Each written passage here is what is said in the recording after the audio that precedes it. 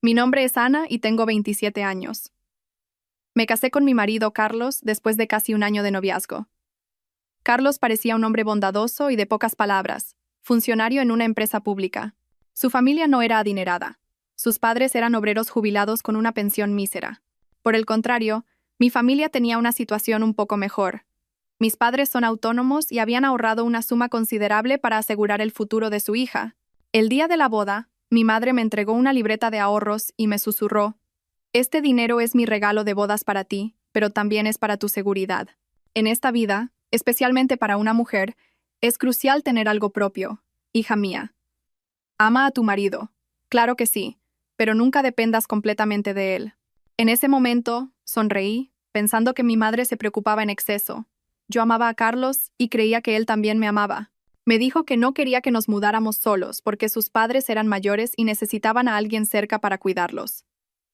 Además, el alquiler en Madrid era carísimo, y vivir juntos nos ahorraría bastante dinero. Escuchando sus palabras, llenas de piedad filial y sentido práctico, me pareció razonable y acepté felizmente convertirme en su esposa y vivir con su familia. No podía imaginar que ese sería el comienzo de una serie de días agotadores. Justo al segundo día después de la boda, mientras yo todavía me sentía cohibida adaptándome al nuevo hogar, Carlos me llamó al salón, delante de sus padres, para hablar de un asunto. Su rostro era sereno, pero su tono era firme. Mamá no está bien de la espalda y ya no puede encargarse de la cocina. A partir de mañana, ¿te importaría cocinar para todos, las 3 comidas del día? Cocinas muy bien, y así mamá podrá descansar. Será lo mejor para todos. Mi suegra, Carmen, sentada a su lado, tosió un par de veces, frotándose la espalda con una expresión de cansancio. Así es, hija. Ya estoy vieja, un rato de pie en la cocina y me mareo. Cuento contigo, mi nuera. La miré a ella y luego a mi marido. Todo sucedió demasiado rápido, como si fuera una escena perfectamente orquestada. Pero pensándolo bien, a mí me gustaba cocinar. Levantarme un poco antes por la mañana para preparar el desayuno, y de paso el almuerzo para que Carlos y yo lo lleváramos al trabajo, y dejar hecha la comida para mis suegros, no parecía un gran problema.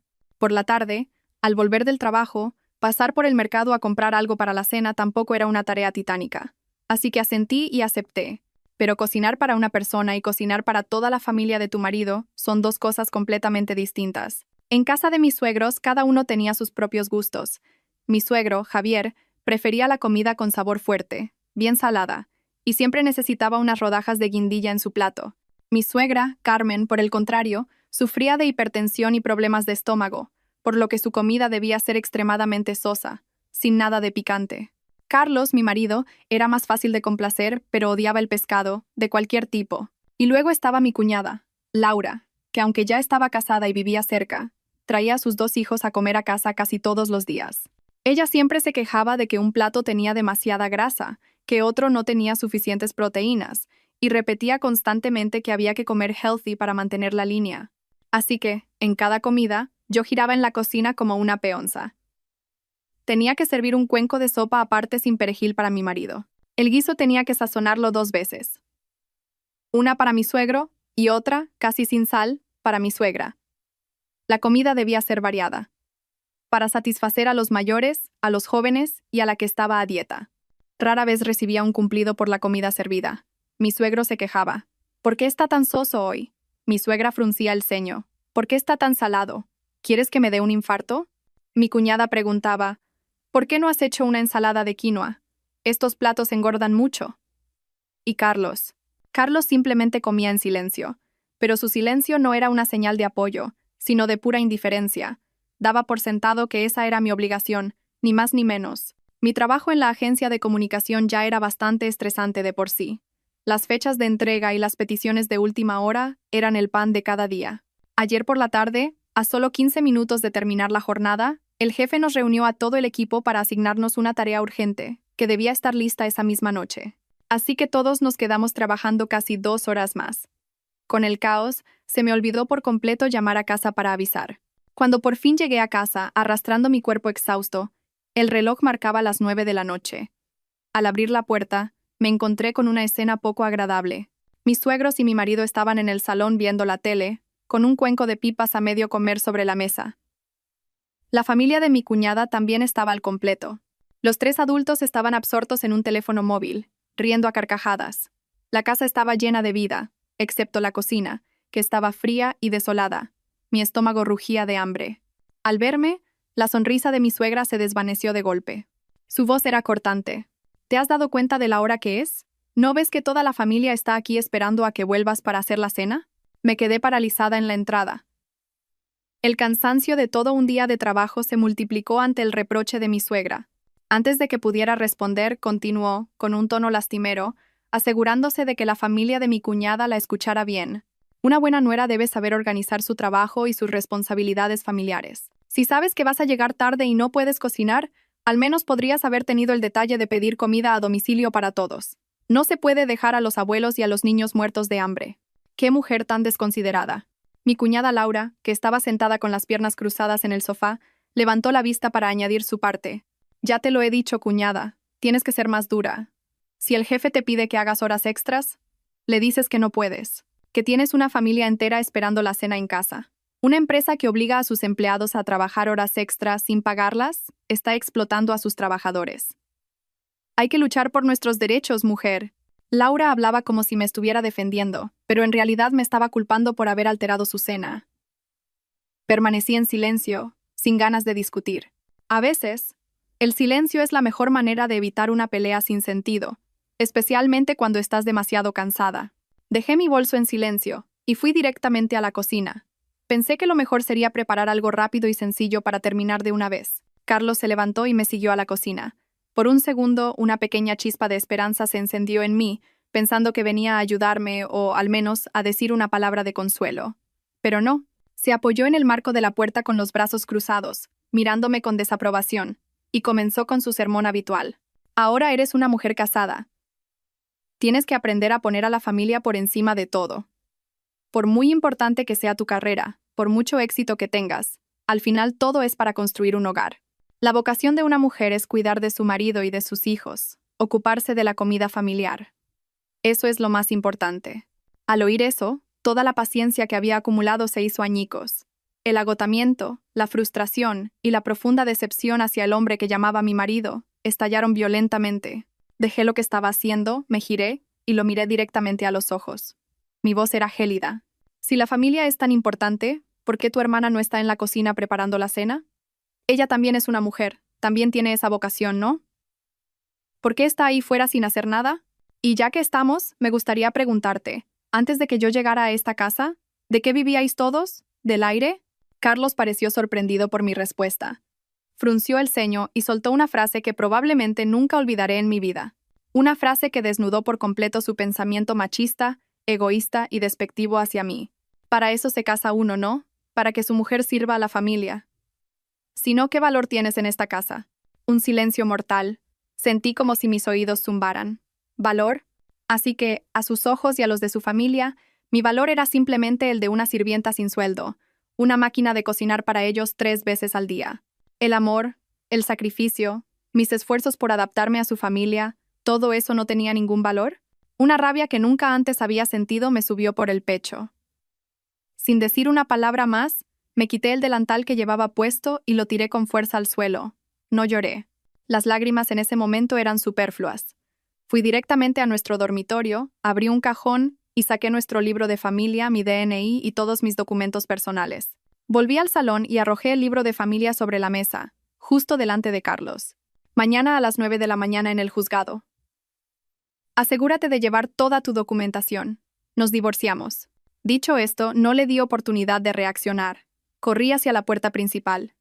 Mientras me agachaba para ponerme los zapatos, oí vagamente a mi suegro decirle a su hijo con pánico: «¿Pero qué haces ahí parado? Ve tras tu mujer ahora mismo». Pero la voz de mi suegra resonó con total indiferencia.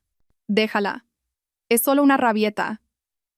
Las discusiones de pareja son normales. ¿De verdad crees que se atreverá a divorciarse? A ver si encuentra a alguien mejor que nuestro Carlos y lo deja. Déjala que se vaya. Ya volverá con el rabo entre las piernas». Apreté con fuerza la correa de mi bolso. Las puertas del ascensor se abrieron. Entré. Al llegar a la planta baja, el vestíbulo estaba desierto. Nadie me había seguido. Las palabras de mi suegra habían sido una profecía para ellos. A sus ojos, yo nunca me atrevería a abandonar este matrimonio. Pero se equivocaban. El vaso se había colmado. Salí a la calle y paré un taxi. Lléveme al barrio de Salamanca, por favor. Di la dirección de mis padres con una calma sorprendente. Esa noche tenía que volver a casa, mi verdadero hogar. El taxi se deslizó en la oscuridad, dejando atrás el bloque de pisos donde había vivido durante casi un año bajo el título de la casa de mi marido. Las luces de la calle se difuminaban a través de la ventanilla, igual que mi estado de ánimo. No lloraba, pero mi corazón dolía como si lo estuvieran desgarrando. El dolor no venía de la ira, sino de la desilusión, de darme cuenta de la verdadera cara del hombre al que había amado y en el que había confiado ciegamente. Llegué a casa cerca de las 10 de la noche. Al verme aparecer en la puerta con aspecto demacrado, mi madre, que estaba viendo la televisión, se sobresaltó. Corrió hacia mí, mirándome de arriba abajo. «Ana, ¿qué haces aquí a estas horas? ¿Ha pasado algo? ¿Por qué tienes esa cara tan pálida?» Al ver a mi madre, al ver su mirada preocupada, el muro de fortaleza que había intentado construir se derrumbó de repente. Rompí a llorar como una niña, soltando toda la frustración y el dolor acumulados. Mi madre me abrazó, acariciando mi espalda temblorosa. «Tranquila, hija, ya pasó. Entra en casa y cuéntamelo todo. Ya estás en casa, aquí nadie te va a hacer daño». Su frase, «ya estás en casa», me hizo llorar aún más fuerte.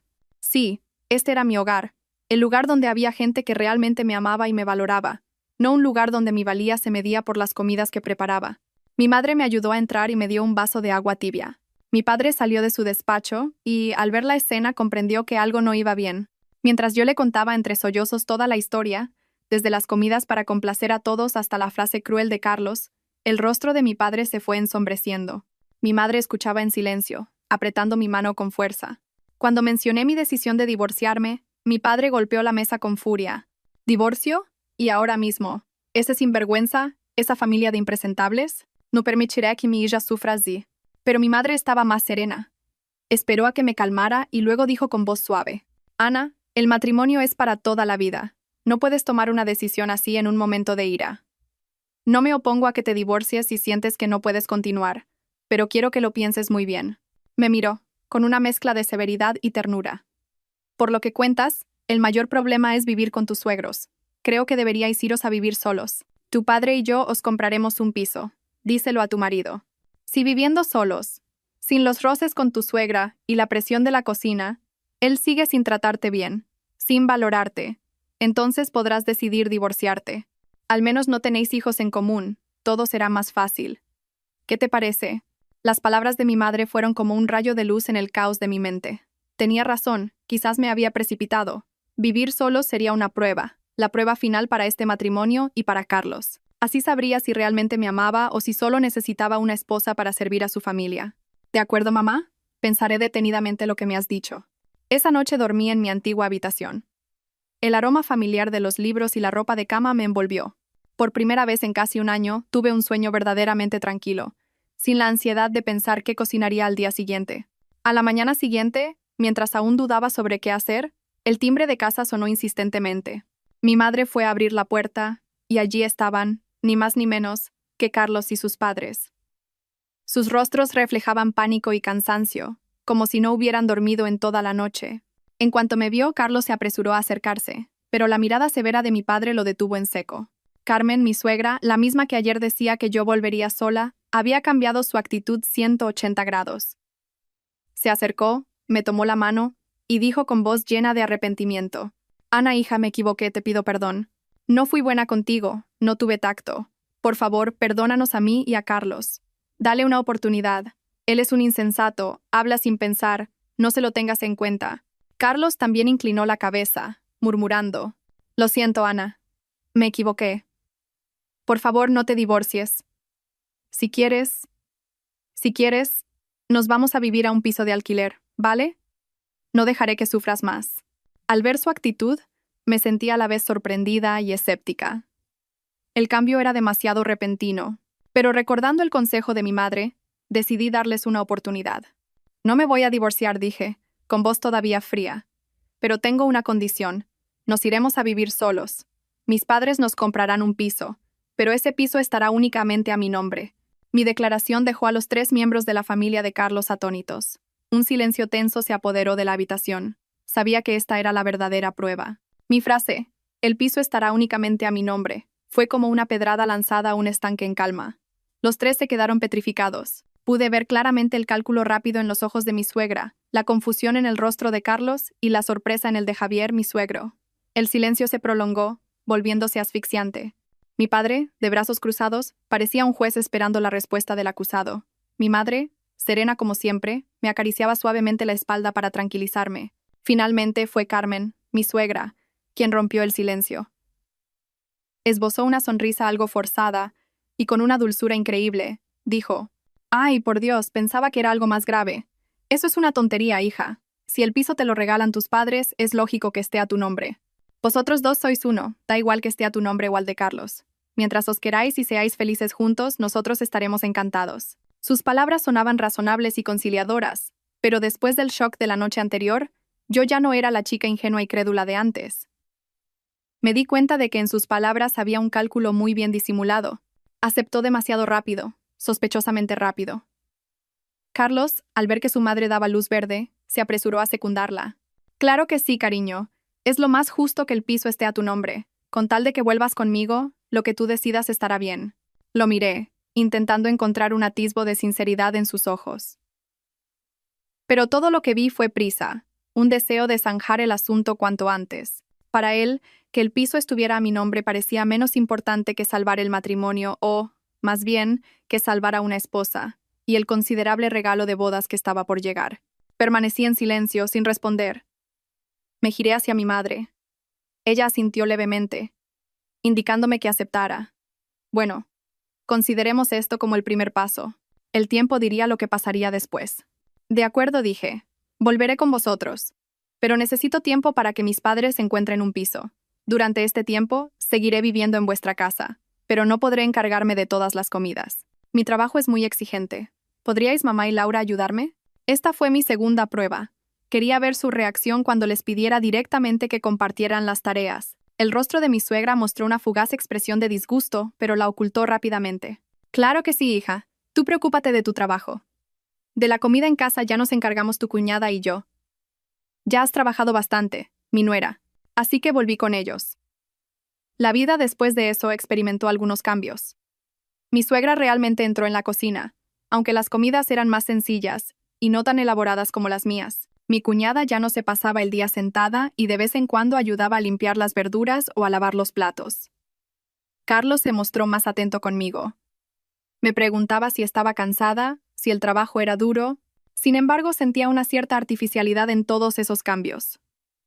Era como una obra de teatro bien montada en la que todos se esforzaban por interpretar su papel. De vez en cuando, todavía sorprendía a mi suegra con una mirada de descontento mientras estaba en la cocina. Todavía oía a mi cuñada quejarse a su madre de que las tareas del hogar eran responsabilidad de la cuñada, no suya, y Carlos. Su atención era superficial, como una obligación que debía cumplir. Aproximadamente un mes después, mi madre llamó para decirme que había encontrado un piso. Era un apartamento en una urbanización de lujo, de casi 100 metros cuadrados, en una zona nueva no muy lejos del centro. Estaba completamente amueblado, listo para entrar a vivir. Mi madre ya había arreglado todo el papeleo. La escritura de propiedad estaba a nombre único de Ana García. El día que recibí las llaves, mi suegra y mi cuñada insistieron en venir. Al entrar en el apartamento, no pudieron ocultar su asombro y admiración. «Dios mío, qué casa tan bonita, qué espaciosa y luminosa». Carmen recorrió el piso, pasando la mano por el sofá de cuero, con los ojos brillantes. Mi cuñada corrió al dormitorio principal, exclamando: «Esta habitación es preciosa, cuñada, y tiene balcón privado. Sería genial venir a dormir aquí con los niños». Hablaban y actuaban como si esta fuera también su casa. Carlos parecía muy feliz. Me abrazó y me susurró al oído: «Gracias a ti y a tus padres. Aquí empezaremos de nuevo y seremos muy felices». Miré su sonrisa, la expresión de júbilo de mi suegra y mi cuñada, y una vaga sensación de inquietud se apoderó de mí. ¿Sería mudarnos solos una verdadera escapatoria o simplemente abriría un nuevo campo de batalla? Una batalla en la que su objetivo no sería solo mi trabajo, sino también mi patrimonio. Quizás mi prueba no había hecho más que empezar. Las primeras semanas en el nuevo apartamento fueron un sueño. Carlos parecía haberse transformado en otra persona. Tomaba la iniciativa en la cocina, aprendiendo a preparar mis platos favoritos. Montó él mismo una estantería nueva en el despacho y se afanaba en limpiar la casa conmigo cada fin de semana. Íbamos juntos al supermercado, veíamos películas hasta tarde, disfrutando de la privacidad y la dulzura de una pareja de recién casados de verdad. Estuve a punto de creer que mi decisión de dar una segunda oportunidad a nuestro matrimonio había sido la correcta. Pensé que, como decía mi madre, todos los conflictos anteriores se debían a los roces de la convivencia. Con nuestro propio espacio, nuestro amor había vuelto a florecer. Me permití ser feliz, confiar una vez más. Pero esa paz duró menos de lo que imaginaba. Las primeras grietas aparecieron después de solo 2 semanas, y vinieron de la mano de mi suegra, Carmen. Todo comenzó con llamadas telefónicas excesivamente atentas. Llamaba casi todos los días, a mí o a Carlos, para preguntar si ya habíamos comido o si necesitábamos que nos comprara algo. Al principio, pensé que era la preocupación normal de una madre, pero poco a poco me di cuenta de que era su forma de controlar e inmiscuirse en nuestra vida privada. Una noche, mientras veíamos la televisión después de cenar, sonó el timbre. Era Carmen. Traía un tupper con caldo casero. Pasaba por aquí después de mi paseo y os he traído un poco de caldo para que repongáis fuerzas. Últimamente te veo muy delgada, Ana, dijo con voz melosa, y entró en casa como si fuera la suya. No se limitó a dejar el caldo e irse. Se quedó. Dio una vuelta por toda la casa, desde el salón a la cocina, e incluso entró en nuestro dormitorio. Pasaba el dedo por los muebles, inspeccionando cada rincón. Esta nevera es demasiado grande para 2, gastáis mucha electricidad. ¿Por qué no colgáis una foto de la boda más grande en el salón para que luzca más? Las cortinas de este color son muy oscuras, hacen que la casa parezca triste. Comentarios aparentemente inofensivos, pero que me resultaban increíblemente molestos. Se comportaba como la dueña, y yo solo era una inquilina temporal en esta casa. El punto álgido llegó cuando, de pie en la entrada, miró la cerradura y se volvió hacia Carlos. Oye, Carlos, hacedme una copia de la llave, por si acaso. Así, si estáis de viaje o en el trabajo y pasa algo, un incendio o cualquier urgencia, puedo entrar a echar un vistazo. Es por vuestro bien. Antes de que yo pudiera reaccionar, Carlos respondió rápidamente. Claro, mamá. Mañana mismo te hago una copia. Tienes razón. Siempre es mejor que un adulto esté pendiente. Aceptó sin consultarme, como si yo no tuviera derecho a decidir nada en mi propia casa. No pude mantener la calma por más tiempo. De eso nada, Carlos dije, con voz firme. Esta casa es nuestro espacio privado. Las llaves solo deberíamos tenerlas nosotros dos. Si pasa algo, ya está la administración del edificio para encargarse. El ambiente en la habitación se tensó de inmediato. Carmen me miró, y su expresión ya no era dulce, sino que tenía un destello gélido. Carlos frunció el ceño. «Qué exagerada eres. Mamá solo quiere ayudarnos. ¿Es que no te fías de ella?», me recriminó. «No es cuestión de confianza», intenté explicar. «Es cuestión de privacidad. ¿Lo entiendes? ¿Privacidad? ¿Qué privacidad ni qué narices? Somos madre e hijo». «¿Qué tontería es esa de la privacidad?», gritó Carlos. La primera discusión en nuestra nueva casa había estallado, y todo por una llave. Carmen se fue en silencio, pero supe que no estaba contenta. Carlos estuvo enfadado toda la noche, sin dirigirme la palabra. Tumbada en nuestra cómoda cama, en el lujoso apartamento que estaba a mi nombre, me sentí completamente sola y desamparada. El muro llamado su familia seguía siendo demasiado sólido, y yo solo era una extraña intentando entrar en él en vano. Después del incidente de la llave, el ambiente entre Carlos y yo se volvió tenso. Ya no era tan alegre y hablador como los primeros días. Seguía cocinando y limpiando, pero como una máquina programada, sin entusiasmo. Sabía que, en su mente, yo me había convertido en una esposa difícil y desconsiderada.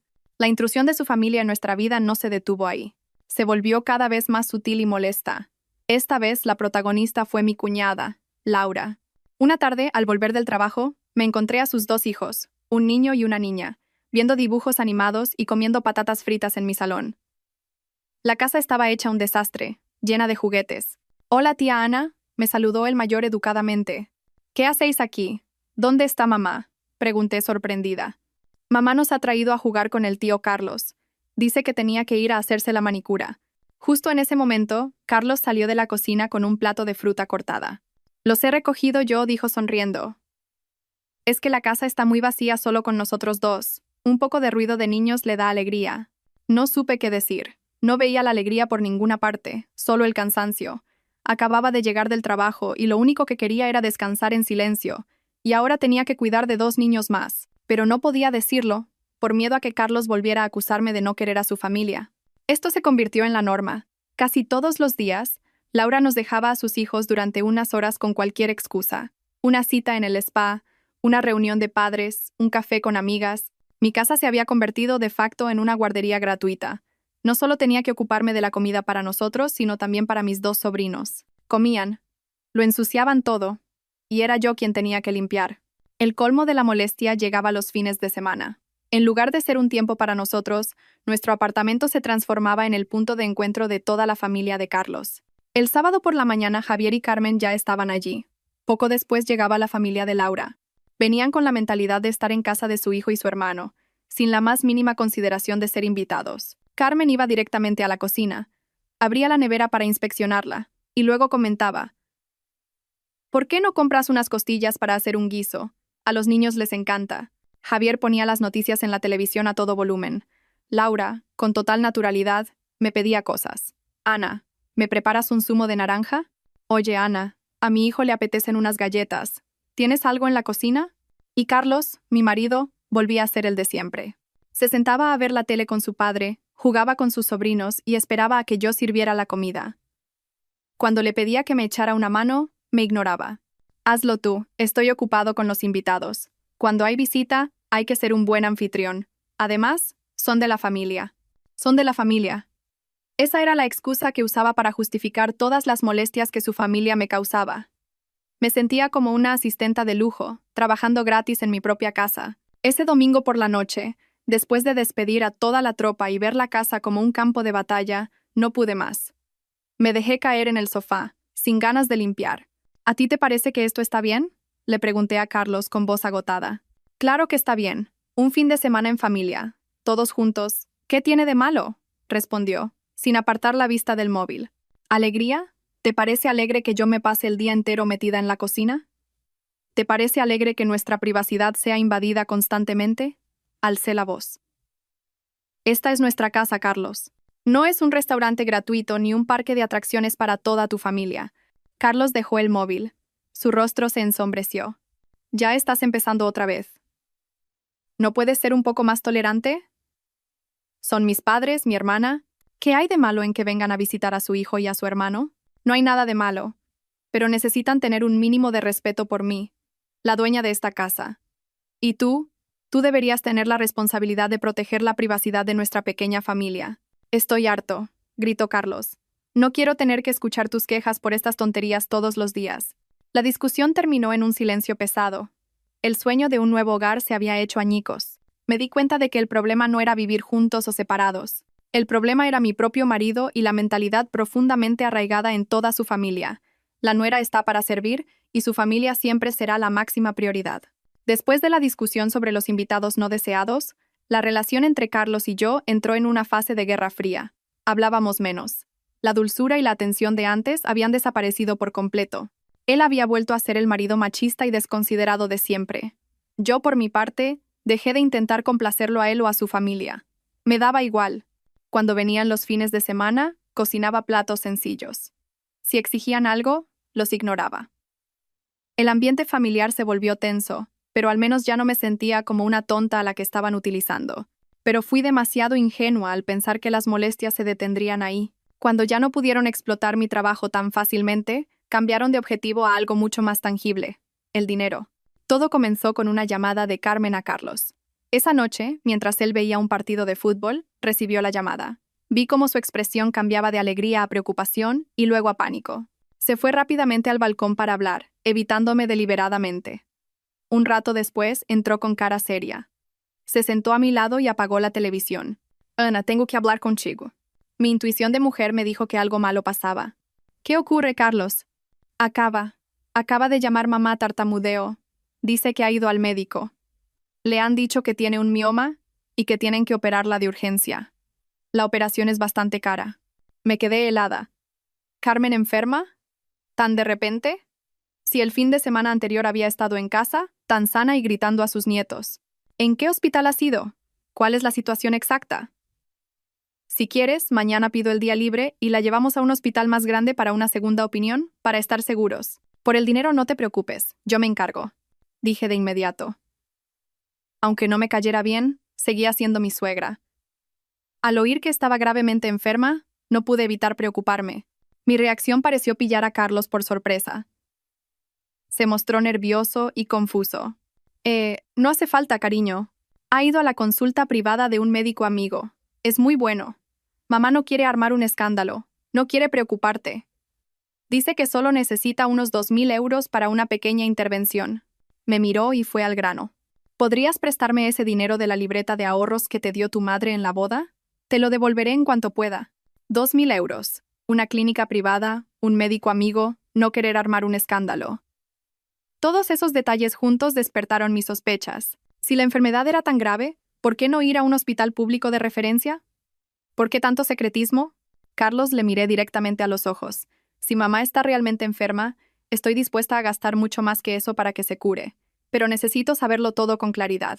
Dame el nombre y la dirección de la clínica, y mañana por la mañana iré a informarme. Mi propuesta, completamente razonable, hizo que Carlos se enfadara.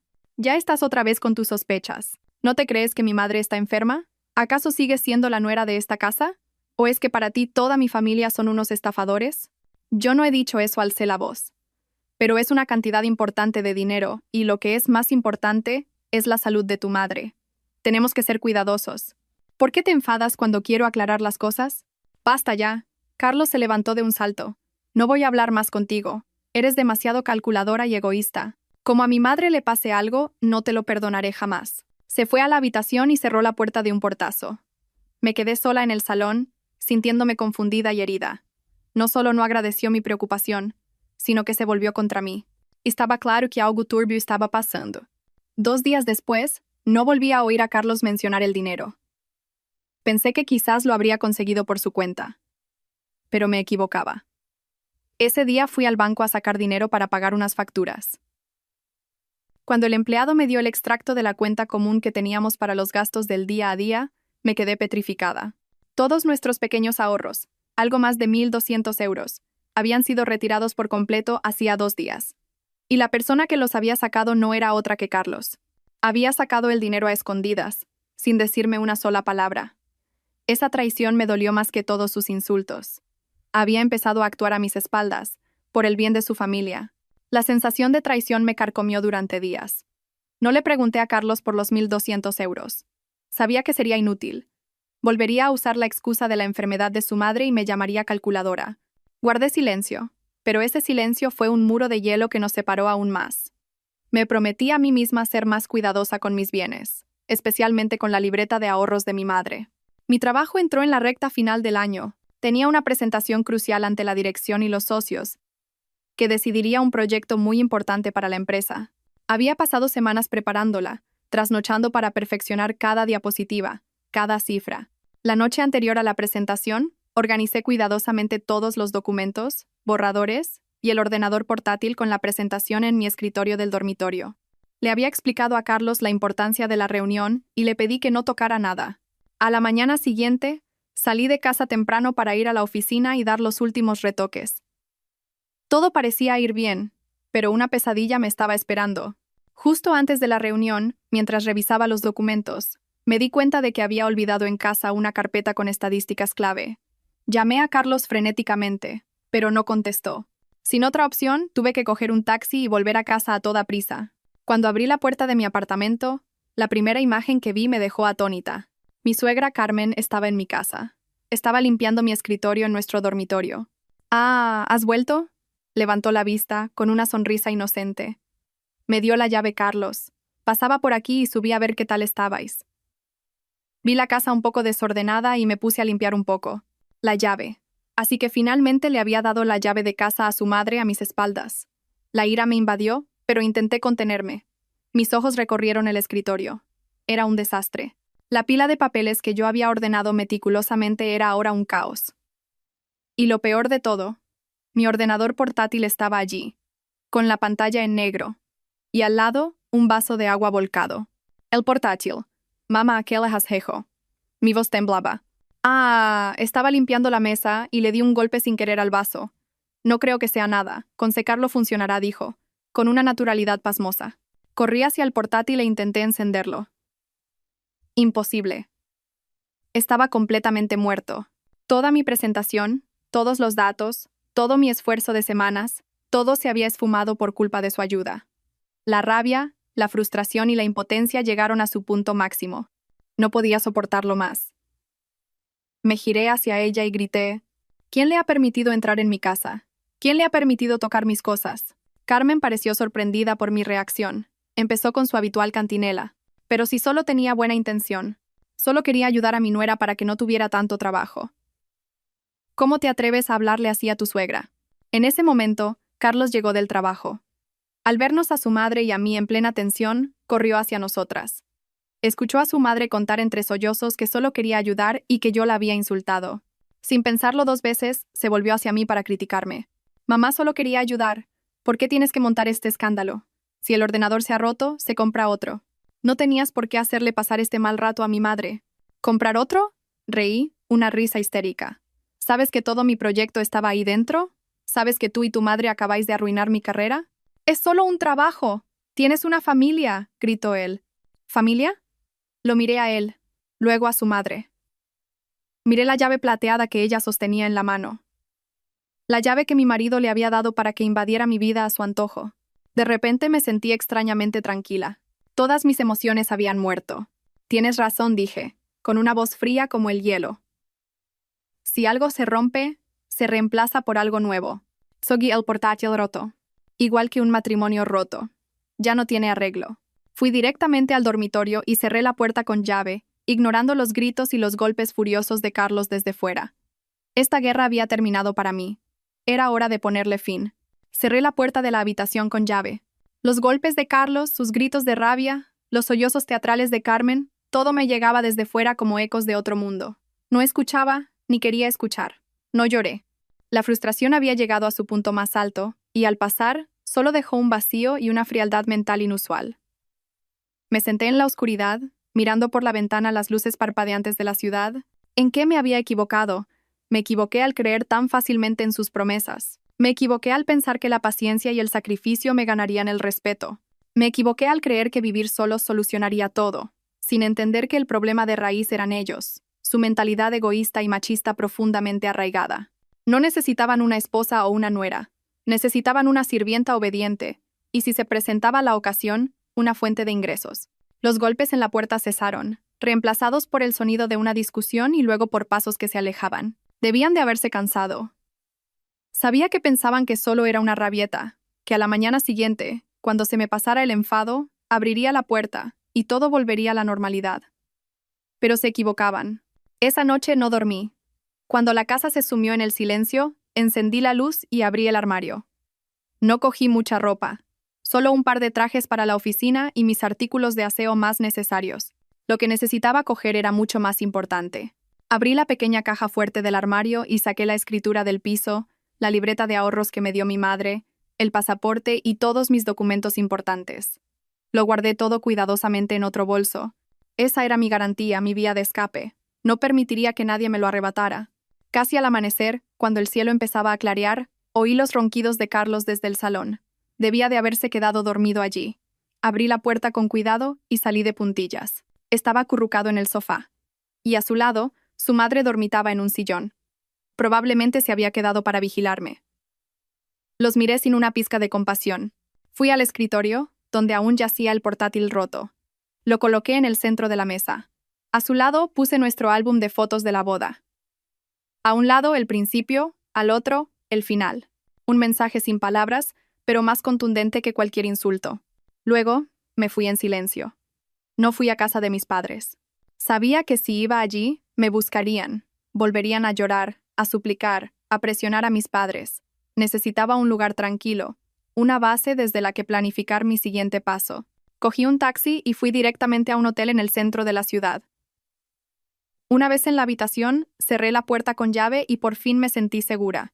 De pie junto a la ventana, observé el ajetreado tráfico de un nuevo día que comenzaba. Sabía que una nueva batalla, la batalla legal, estaba a punto de empezar, y esta vez no habría concesiones. Carlos se despertó en el sofá, con el cuello y la espalda doloridos. El recuerdo de la discusión de la noche anterior le hizo fruncir el ceño con fastidio. Las mujeres solo sirven para enfadarse, murmuró. Pensaba que Ana seguía durmiendo en la habitación y que esa mañana tendría que ser él quien se disculpara. Pero al entrar en el dormitorio lo encontró vacío. La cama estaba hecha, el armario entreabierto, y faltaban algunos de sus trajes habituales. El corazón de Carlos empezó a latir con fuerza. Corrió al salón y vio a su madre aún dormitando. Sobre la mesa, el portátil roto y el álbum de bodas parecían un desafío. Llamó a Ana a toda prisa. El teléfono sonaba, pero nadie contestaba. Llamó 5, 10 veces. Solo el silencio como respuesta. «Mamá, despierta. Se ha ido». Carlos sacudió a su madre, con la voz llena de pánico. Carmen se despertó aturdida. «¿Qué? ¿A dónde va a ir? Seguramente a casa de sus padres a quejarse. Déjala, ya volverá». «No, no contesta el teléfono», dijo Carlos, señalando el cajón donde sabía que Ana guardaba los documentos. «Se ha llevado todos los papeles, la escritura del piso, la libreta de ahorros, se lo ha llevado todo».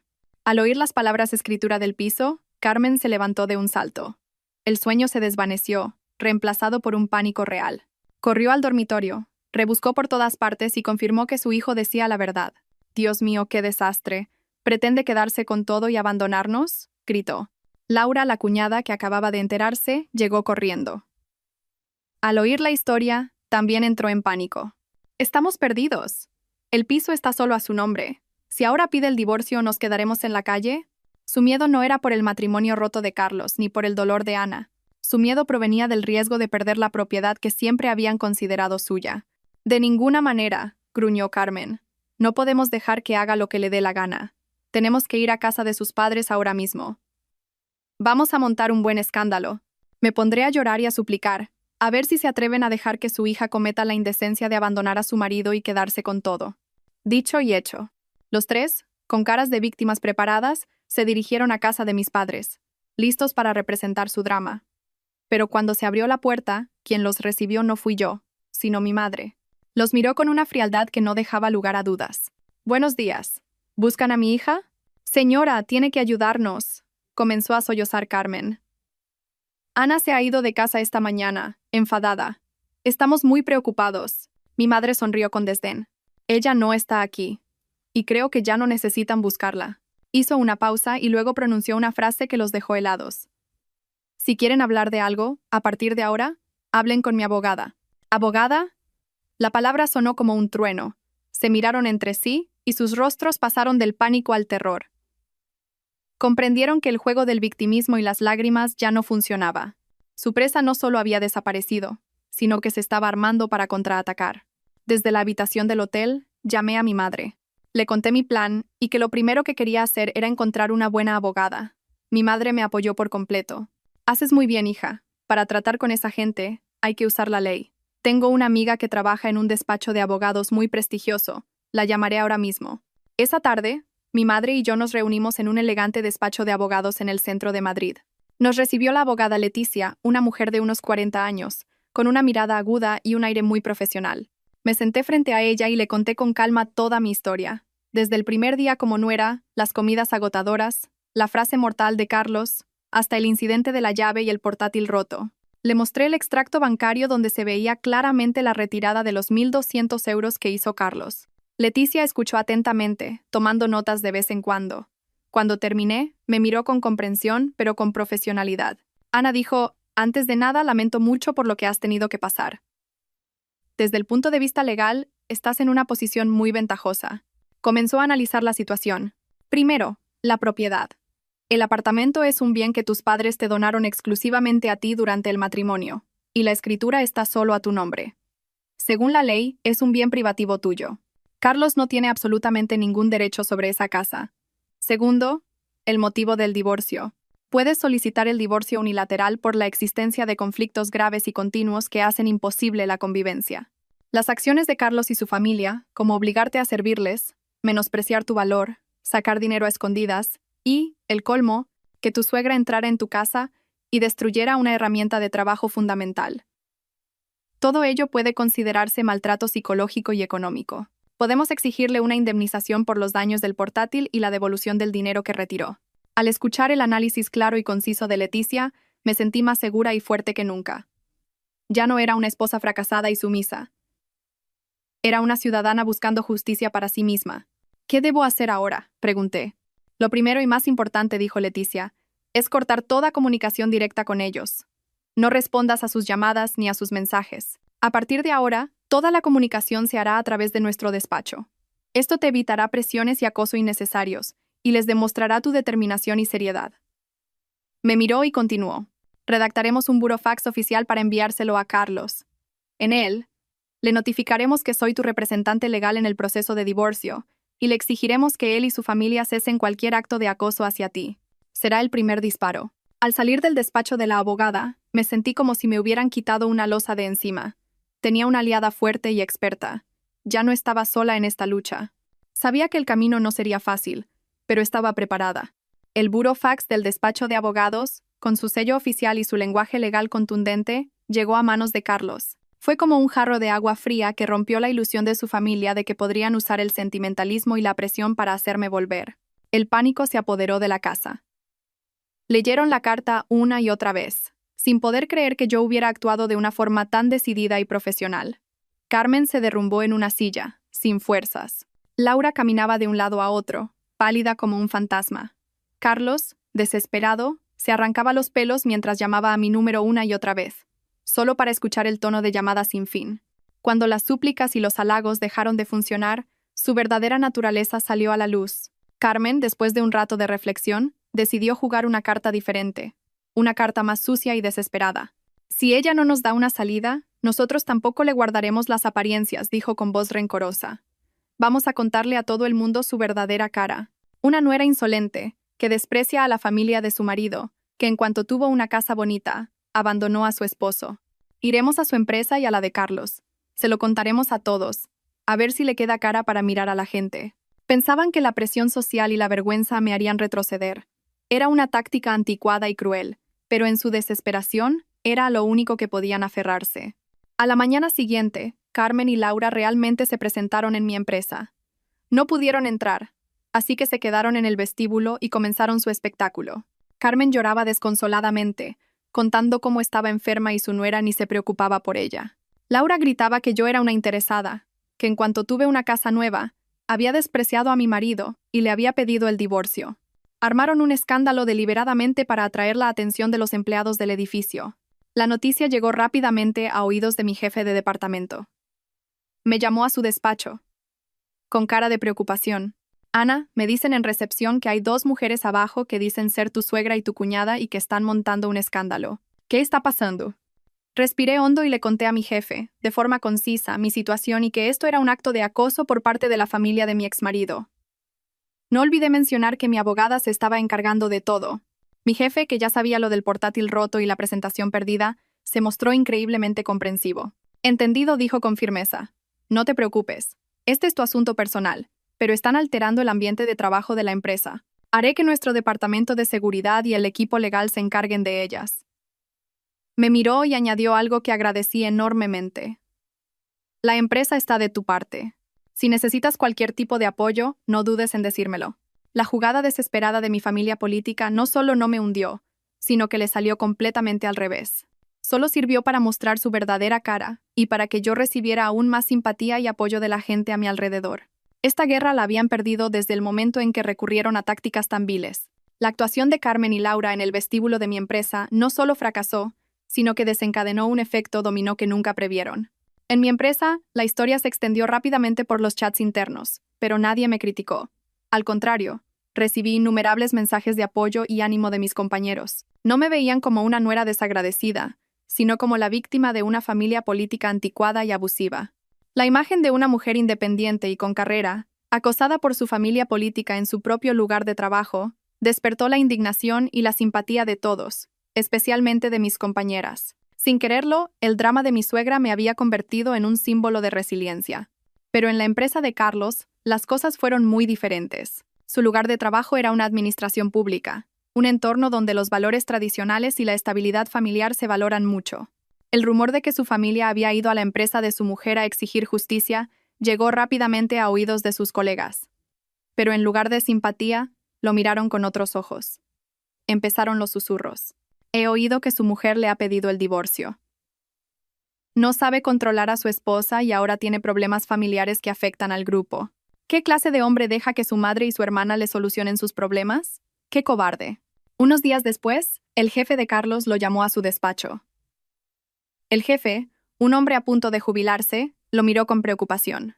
Carlos, ¿tienes algún problema en casa últimamente? Oigo muchos rumores por la oficina. Eres un funcionario de esta entidad. Debes cuidar tu imagen y no permitir que tus asuntos personales afecten a la reputación del departamento. Vete a casa y soluciona tus problemas de puertas para adentro. Carlos salió del despacho de su jefe con la cara desencajada. La presión del trabajo, las críticas de sus compañeros, todo se le vino encima. Volvió a casa furioso y descargó toda su ira contra su madre y su hermana. «Mirad lo que habéis hecho. Me habéis hecho quedar en ridículo en el trabajo. ¿Estáis contentas?», gritó. Carmen y Laura no se quedaron calladas. «La culpa es tuya por ser un blando. Por no saber educar a tu mujer, por eso se te ha subido a la cabeza. ¿Y ahora vienes a culparnos a nosotras?». La familia, que ya tenía grietas, comenzó a desmoronarse desde dentro. El sólido muro que habían construido se estaba derrumbando por culpa de sus propios constructores. Mientras tanto, recibí una llamada de mi abogada, Leticia. «Ana, ya tenemos la ventaja en la opinión pública. Ahora es el momento de dar el golpe definitivo en el terreno económico», dijo con voz firme. «Nuestro despacho enviará un requerimiento oficial exigiendo a Carlos la devolución íntegra de los 1.200 euros que retiró de la cuenta común, además de una indemnización por el coste total del portátil dañado. Le daremos un plazo concreto para que lo haga. Si no cumple, llevaremos el asunto a los tribunales como un acto de apropiación indebida». Acepté sin dudarlo. La batalla tenía que llegar a su fin. Lo que era mío, lo recuperaría. Y por el daño que me habían causado, tendrían que pagar. El requerimiento del despacho de abogados, con sus cifras y cláusulas claras, llegó a casa de Carlos como una bomba de relojería. Al leerlo, se quedó paralizado. 1.200 euros en efectivo, más casi 1.000 de indemnización por el portátil. Casi 2.200 euros. Una cantidad no muy grande para mi familia, pero un problema enorme para él. Corrió a buscar a su madre, desesperado. «Mamá, ¿y ahora qué? Tu nuera me ha enviado a sus abogados para reclamarme el dinero. Dijiste que estabas enferma y que lo necesitabas. Pues ahora dame el dinero para devolvérselo». Al oír la palabra dinero, el rostro de Carmen cambió. «¿Dinero? ¿De dónde voy a sacar yo dinero? Yo no estaba enferma. Lo dije para ponerla a prueba». «¿Ponerla a prueba?», gritó Carlos. «Por tu prueba ahora tengo una deuda de casi 2.200 euros. Si tú no tienes el dinero, ¿qué hay de Laura? El otro día le presté 500 euros, ¿no?». Se giró hacia Laura, que estaba sentada en silencio. Ella se sobresaltó. «Ese dinero se lo di a mi marido para pagar una deuda del negocio. Ahora no tengo de dónde sacarlo para devolvértelo». En ese momento, toda su red de mentiras se vino abajo. Carlos no había usado los 1.200 euros para la enfermedad de su madre. Había usado una parte para pagar una deuda personal y otra parte se la había prestado a su hermana. Todo a mis espaldas. Sois unos estafadores», gritó Carlos impotente. «Me habéis metido en este lío». La discusión familiar se volvió cada vez más agria. Se culparon unos a otros, señalándose por su propia codicia y estupidez. Mientras tanto, mi vida estaba entrando en una nueva fase muy positiva. En la empresa, al ver que había resuelto mis problemas familiares y recuperado el ánimo, mi jefe me confió la dirección de un nuevo proyecto, aún más grande que el anterior. Mi carrera, lejos de verse afectada, despegaba. El contraste entre mi vida y su situación hacía que su tragedia familiar fuera aún más amarga.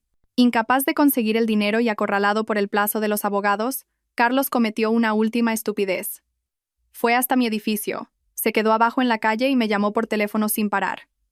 No contesté. Entonces subió hasta mi puerta y empezó a aporrearla y a gritar mi nombre, suplicando que abriera para hablar. Yo, tranquilamente, lo observé por la mirilla. Vi su aspecto patético y desesperado. No abrí. En su lugar, saqué el móvil y grabé toda la escena. Sus gritos, los golpes en la puerta, las molestias a los vecinos. Luego, le envié el video directamente a Leticia. «Tenemos más pruebas de acoso, abogada», le escribí. Carlos no sabía que cada uno de sus actos desesperados me estaba proporcionando más munición para poner fin a este matrimonio de la forma más rápida posible. Tras fracasar en su intento de suplicarme, Carlos volvió a casa como un alma en pena. La casa, ya de por sí tensa, se volvió aún más sombría. Se sentaron mirándose unos a otros, sin decir nada, solo suspiros y miradas de reproche. Habían creado un desastre juntos, y ahora nadie sabía cómo solucionarlo. Y en ese momento, el hombre más silencioso de la casa, Javier, mi suegro, cuya existencia casi había olvidado en medio de los conflictos, habló por primera vez. Sentado en su vieja silla de madera, dio una calada a su cigarro y exhaló el humo, denso como sus propios pensamientos. Miró a su esposa, a su hijo y a su hija, y con una voz ronca pero firme, dijo: «Ya basta». Todos se sobresaltaron. «Mirad en qué habéis convertido esta casa». Golpeó la mesa con fuerza, un gesto que nunca antes había hecho. Tú, dijo mirando a su mujer, toda tu vida calculando, comparando, malmetiendo a tus hijos. ¿Alguna vez has querido de verdad a tu nuera? ¿O solo la veías como una criada y una fuente de dinero? Tus problemas de estómago son reales, pero ¿crees que no sé cuántas veces has exagerado el dolor para no hacer nada en casa? Carmen se puso pálida, tartamudeando. «Javier, ¿qué dices?» Y tú, Laura señaló a su hija. «Te casaste, ya eres de otra familia. En lugar de cuidar de tu propia casa, vienes aquí todos los días a comer de gorra, a sacarle el dinero a tu hermano y a envenenar a tu cuñada. ¿No te da vergüenza?» Finalmente se giró hacia Carlos. Su mirada era una mezcla de ira y una decepción infinita. «¿Y tú?» «Nunca pensé que fueras un hombre tan cobarde. Dejas que tu madre y tu hermana te manipulen, no eres capaz de proteger a tu mujer y encima te unes a ellas para criticarla y aprovecharte de ella. ¿Acaso eres un hombre?» La ira de Javier fue como un huracán que barrió toda la falsedad. Dejó a todos atónitos. «Os lo digo yo», gritó. «Ana era una buena nuera. Esta familia no tuvo la suerte de merecerla. Habéis destrozado la familia de mi hijo por vuestra codicia y vuestra estupidez». Dicho esto, se levantó, se fue a su habitación y cerró la puerta de un portazo. Su rebelión creó una brecha insalvable. Laura, viendo que la situación era insostenible, buscó una excusa y se fue con sus hijos, cortando casi por completo el contacto a partir de entonces. Carmen se quedó paralizada, desenmascarada por su marido por primera vez en su vida, y Carlos se derrumbó, con la cabeza entre las manos. Se dio cuenta de que lo había perdido todo: su esposa, su familia, su honor, y todo por haber obedecido ciegamente a su madre. Esa noche, recibí una llamada de un número desconocido. Dudé, pero contesté. «Diga».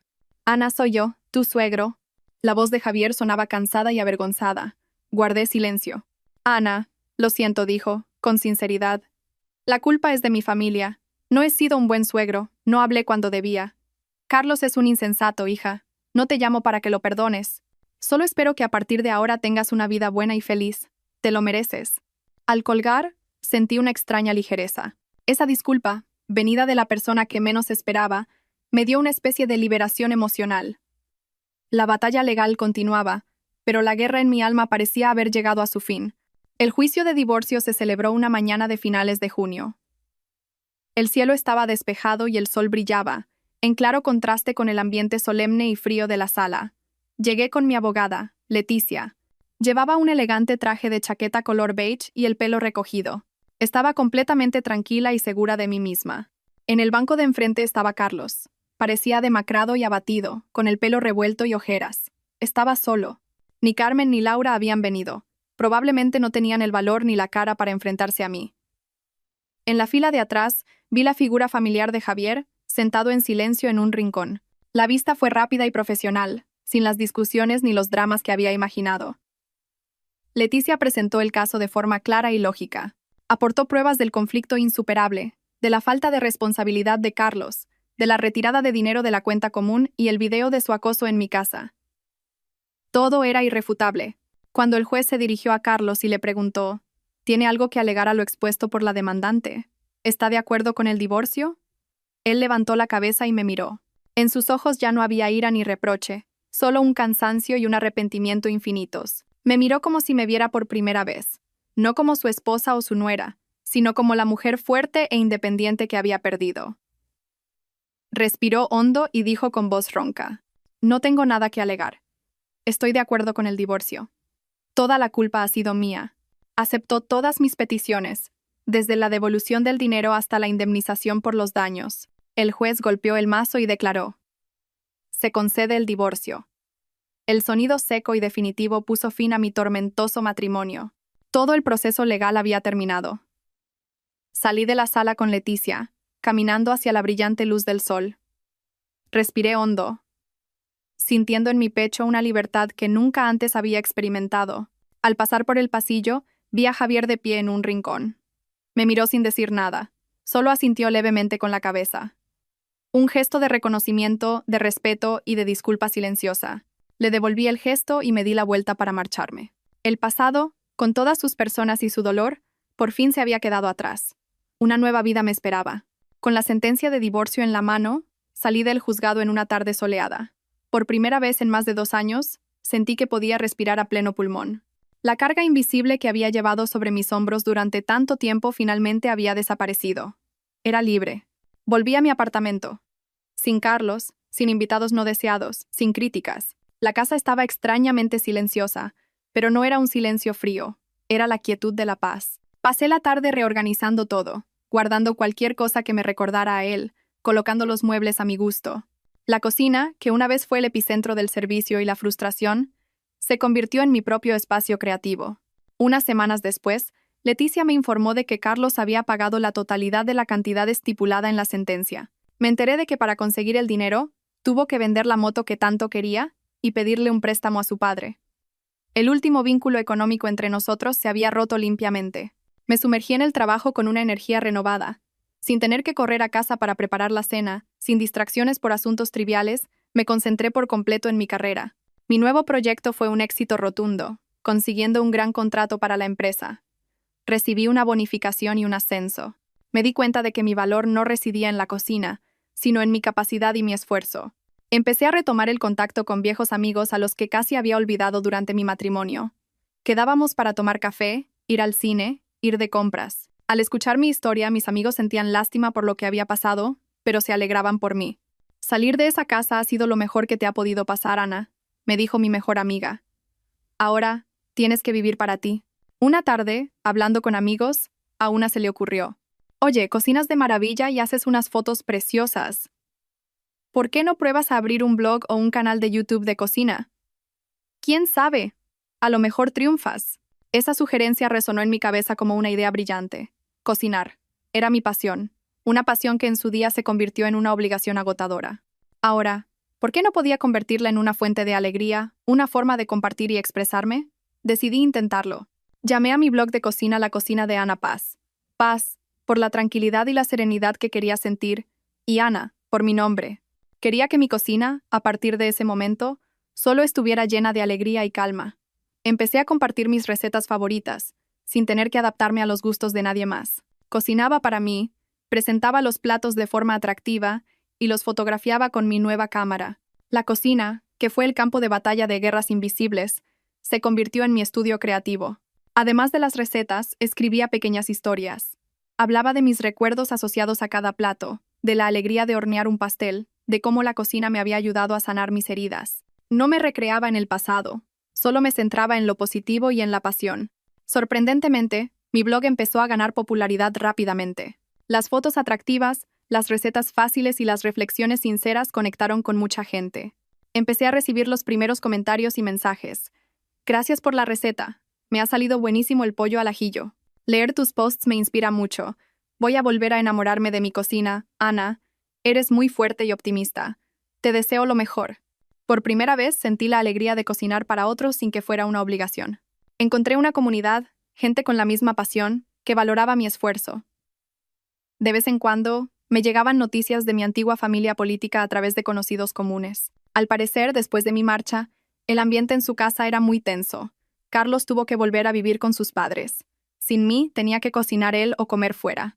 Su madre había vuelto a sus tradicionales dolores de estómago.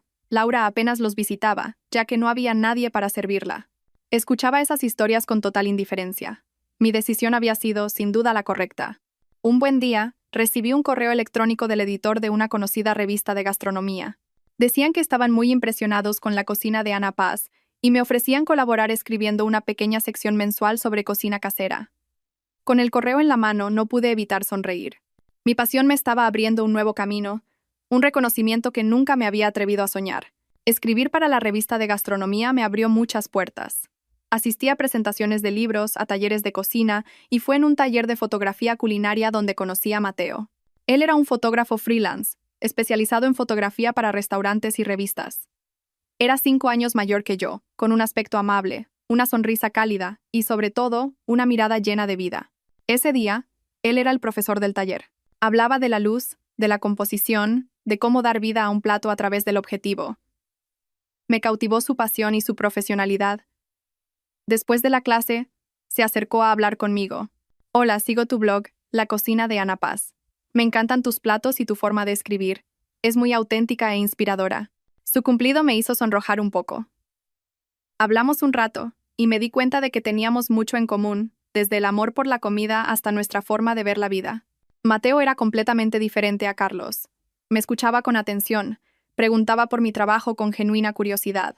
No juzgaba ni imponía, solo mostraba respeto. Mantuvimos el contacto. A veces me escribía para comentar un plato que acababa de publicar o para darme algún truco de fotografía.